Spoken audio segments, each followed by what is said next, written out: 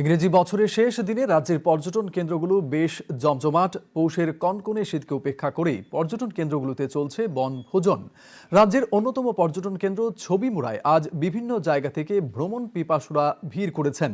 সকাল থেকে পরিবার পরিজন ও বন্ধু বান্ধবদের সঙ্গে নিয়ে স্থানীয় ও বহির্রাজ্যের পর্যটকরা ছবিমুড়ার প্রাকৃতিক সৌন্দর্য উপভোগ করতে আসেন। বছরের শেষ দিনটি আনন্দের মধ্যে কাটিয়ে নতুন বছরকে স্বাগত জানাতে চান তারা। পাহাড়, ঝর্ণা ও সবুজে ঘেরা ছবিমুড়া পর্যটন কেন্দ্রে বছরের শেষ দিনে উৎসব মুখর পরিবেশ। পর্যটকদের নিরাপত্তায় প্রশাসনের তরফ থেকেও প্রয়োজনীয় ব্যবস্থা নেওয়া হয়েছে বলে জানিয়েছেন মহকুমা পুলিশ আধিকারিক নির্মাণ দাস। খুব মজা লাগছে। আজকে এখানে প্রচুর ভিড়।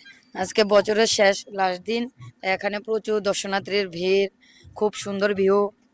আমরা এখানে এসেছি ঘোরার জন্য। খুব ভালোই দেখতে জায়গাটা। ছবিমুড়া আমাদের রাজ্যের একটি প্রধান পর্যটন কেন্দ্র এবং যেহেতু আজকে বছরের শেষ দিন, তো এখানে অনেক লোকের সমাগম হয়েছে পিকনিক করার জন্য।